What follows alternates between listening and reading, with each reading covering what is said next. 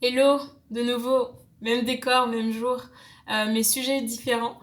Du coup, aujourd'hui, je suis là pour vous présenter, attention, les premiers échantillons que j'ai reçus. C'est beaucoup trop bien. J'ai reçu les échantillons il y a quelques temps quand même, mais du coup, je travaillais dessus personnellement et je me suis pas empressée à faire une vidéo parce que je me suis posé plein de questions et je voulais retravailler tout ça avant de pouvoir en parler en vidéo et avoir du recul un petit peu. Du coup, aujourd'hui, je suis prête pour vous parler du processus un petit peu de quand tu reçois les échantillons, comment ça s'est passé. Enfin, je suis pas une professionnelle, je vous parle, c'est un petit peu mon journal intime de tout ce projet-là. Donc en gros, je parle juste pour que vous ayez l'avancement de mon projet et pour que moi aussi, plus tard, j'aurai un petit suivi de mon projet. Donc j'ai reçu ces échantillons-là. Là, aujourd'hui, on est quoi? On est le 13 décembre. J'ai reçu ces échantillons-là, je crois que ça fait un mois, c'est il y a un mois ou deux, je crois que c'était peut-être fin octobre, un truc comme ça, que j'ai reçu les premiers échantillons. Et du coup, de un, je m'attendais à des échantillons beaucoup plus grands, parce que je m'attendais vraiment à... Bon, je vais dévoiler mon premier produit. Le produit que je suis en train de formuler pour l'instant, c'est un masque pour les cheveux. Du coup, je m'attendais vraiment à une quantité beaucoup plus conséquente que je pourrais utiliser que je pourrais vraiment tester enfin vraiment parce que là avec cette quantité-ci j'ai vraiment pas assez pour utiliser sur toute la tête. Du coup il a fallu vraiment être stratégique pour tester ce premier échantillon et du coup je vais vous en parler un petit peu dans cette vidéo. Ok, du coup, il y a quelques temps, c'était en septembre, quand j'ai signé enfin le contrat avec le laboratoire pour la formulation du produit, ils m'ont donné une timeline, en gros un planning dans lequel ils auraient les différentes étapes de quand est-ce que là la formule elle serait prête, quand est-ce qu'ils commenceraient à faire des tests, parce qu'il y a plein de tests à faire une fois que votre formule est prête pour bien voir si votre formule est stable et juste pour des règles d'hygiène qu'impose la France ou l'Union européenne. Donc voilà, du coup ils m'ont dit que plus ou moins ce que j'ai vu d'après ce planning là, c'est que ma formule nécessiterait 6 mois de formulation. Du coup à peu près en mars ils auraient fini normalement la formulation du produit. Mais après ça dépend de si toi t'es satisfaite du produit premièrement, s'ils ont beaucoup à le retravailler et moi je pense qu'ils ont vraiment beaucoup à la retravailler. Du coup j'ai reçu les échantillons et j'ai galéré pour tester, pour faire les tests. Je me suis dit mince, j'ai ça de quantité, je peux pas le tester sur une tête entière, mais j'ai besoin de le tester sur différents types de cheveux, parce que du coup, mon objectif, c'est que les produits soient utilisables sur des cheveux crépus, bouclés ou frisés, et donc il fallait que je teste sur plusieurs textures, et j'ai que ça comme quantité, quoi. Je savais pas comment faire, j'ai essayé de regarder des méthodes sur internet, mais il y avait rien. Mais du coup, je me suis juste dit que je vais tester sur des mèches de cheveux. J'ai testé sur des mèches de cheveux, enfin sur les miennes, quand j'avais pas maîtresse bien sûr, sur celles de mes petites sœurs, parce que du coup on a différentes textures de cheveux. Moi j'ai des cheveux moyens, d'épaisseur moyenne. J'ai une autre petite sœur qui a des cheveux hyper épais et hyper denses, et une autre petite sœur qui a des cheveux hyper fins. Donc c'était hyper intéressant de voir comment la formule réagissait sur les différentes mèches de cheveux. Mais du coup, c'était pareil, on avait pris une mèche et on avait testé dessus, que ce soit la texture, comment on le ressentait et tout. D'ailleurs, je vais vous le montrer. Je vous explique après je vais vous montrer les formules. Du coup, je l'ai testé sur leurs cheveux et ça allait, mais c'était rien d'intéressant, c'était rien de waouh, ça m'a saoulé. Et du coup, j'ai testé déjà, j'ai eu mon premier avis sur mes cheveux, sur les cheveux de mes petites sœurs, et j'ai testé sur les cheveux d'une autre amie qui a les cheveux beaucoup plus frisés, voire bouclés. Elle a les cheveux beaucoup plus frisés sur un côté, je crois que c'est sur l'avant, et beaucoup plus frisés derrière. Du coup, on a testé sur ses cheveux aussi. Et le produit, on avait la même impression, la texture était géniale. Le produit était hyper doux sans être collant. Mais au final, il était hyper rapidement absorbé par les cheveux. Du coup, c'était plus une crème.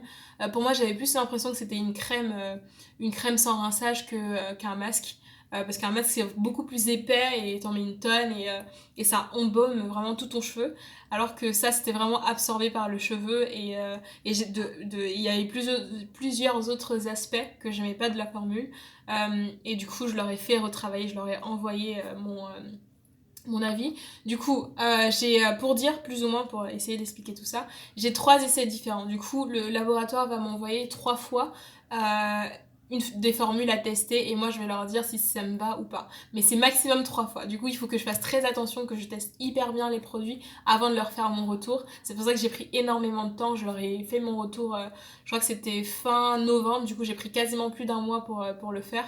Mais faites attention parce que les laboratoires, dans le contrat que vous signez, vous avez le temps maximum pour leur faire le retour. Moi, c'est un mois maximum pour les répondre. Mais on était en contact, on parlait, du coup ils m'ont laissé un petit peu plus de temps.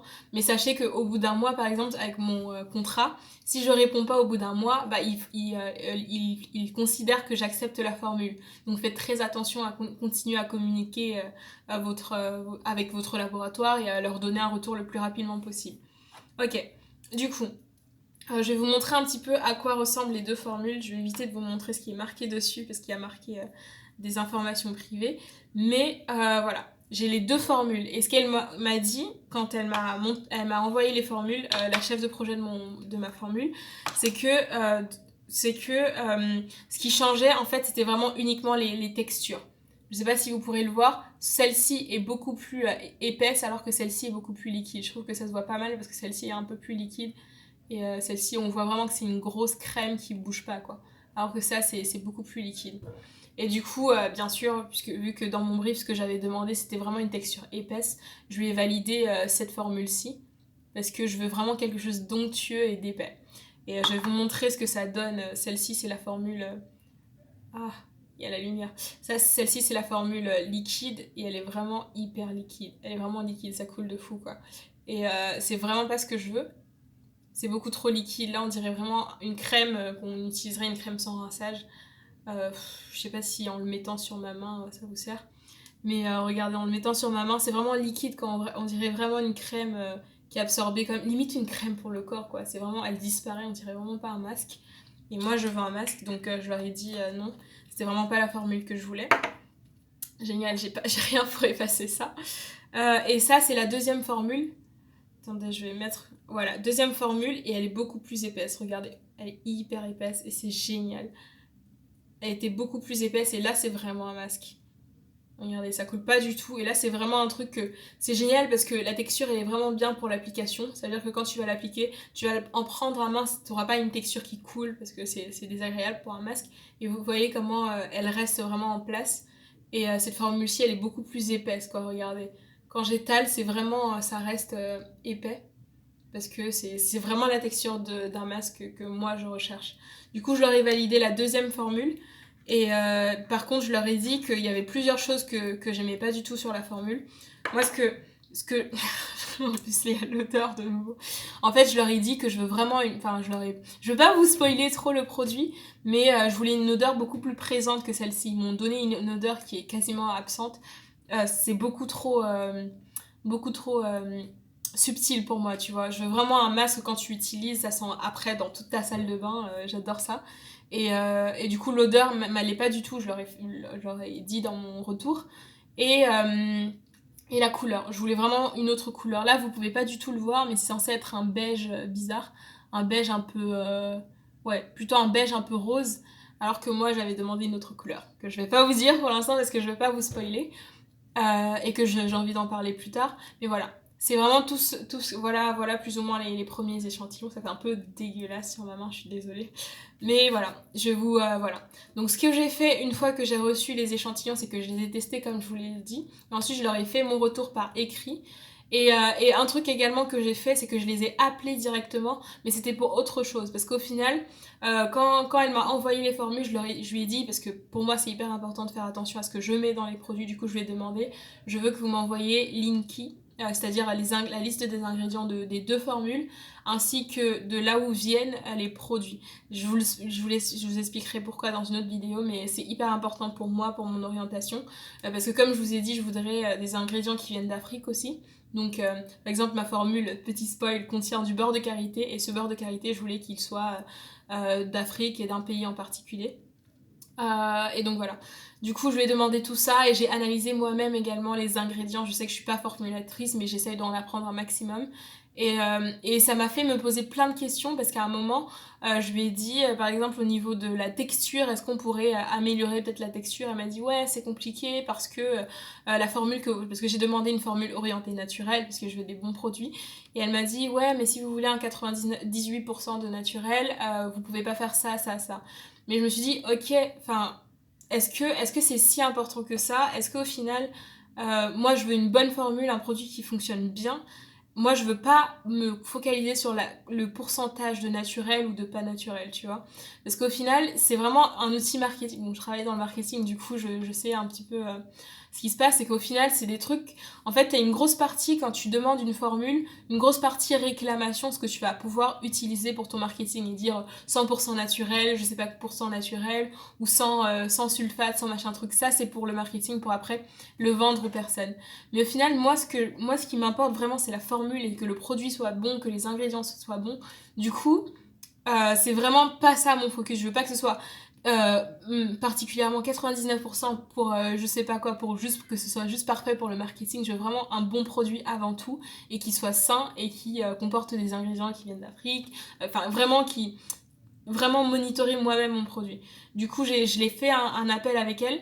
Parce que du coup, tout ce qu'elle m'a dit, ça a tilté un petit peu. J'ai fait mes recherches sur tous les types d'ingrédients possibles qu'il y a en cosmétique. Ça, je vous en parlerai plus dans une autre vidéo parce que j'en apprends toujours plus.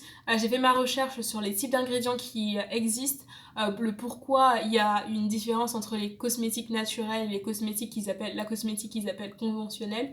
Quelle est la vraie différence? Et j'ai vu qu'il y a vraiment une grosse douille entre guillemets parce que j'ai appelé une formulatrice directement pour qu'elle m'explique un peu comment ça se passe et elle m'a dit que finalement, désolée avec ce truc dégueulasse, finalement ça n'existe pas une cosmétique 100% naturelle parce que vous avez toujours le conservateur qui sera chimique entre guillemets. Mais chimique ne veut pas dire dangereux, ça veut juste dire que je trouverai la définition parce que je suis encore en train de faire une recherche, mais chimique ça ne veut pas dire dangereux contrairement à tout ce que le marketing nous fait croire maintenant. Mais en gros, elle m'a expliqué tout ça et là, je suis en train de revoir comment je veux orienter toutes mes formules. Et je vais faire une vidéo dans tout ça, mais tout ça pour dire que ne croyez pas juste parce que c'est naturel, un produit est bon. Voilà. Et c'est parce que c'est dit naturel ou 90-99%. Et c'est pour ça également que pour la plupart des produits, vous n'auriez jamais 100%. Les seuls produits que vous avez en 100% naturel, c'est tout ce qui est huile, parce qu'au final, c'est des produits où ils mélangent que des huiles. Du coup, les huiles en général, ça n'a pas besoin de conservation. Mais tout ce qui est émulsion, une émulsion, c'est un mélange, une crème en général. C'est quelque chose qui nécessite un mélange d'huile et d'eau.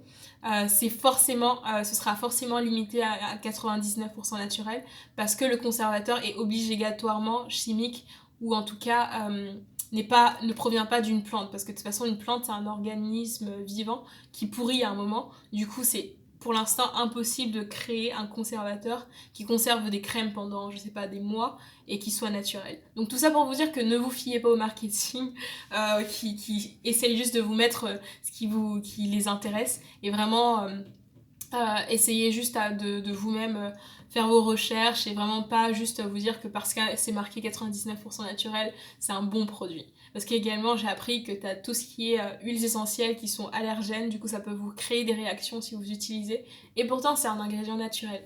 Donc voilà, c'est toutes ces questions-là que je me suis posées une fois que j'ai eu mes premières formules, j'ai vraiment recherché tous les ingrédients et je pense que c'est ce que je vais faire. Je vais pas me limiter à tout ce qui est me dire que un produit est naturel, c'est bon. Je vais juste vraiment faire mes recherches parce que tu as des produits, des ingrédients scientifiques qui sont super bons et tu as des ingrédients à base de plantes qui sont super bons. Donc mon but, je pense que c'est vraiment d'allier les deux. Tant que c'est vraiment pas mauvais pour la santé des personnes, je pense que je vais m'orienter comme ça. Je vais voir encore. Mais voilà, c'est toutes ces questions-là que je me suis posées et j'ai fait des recherches.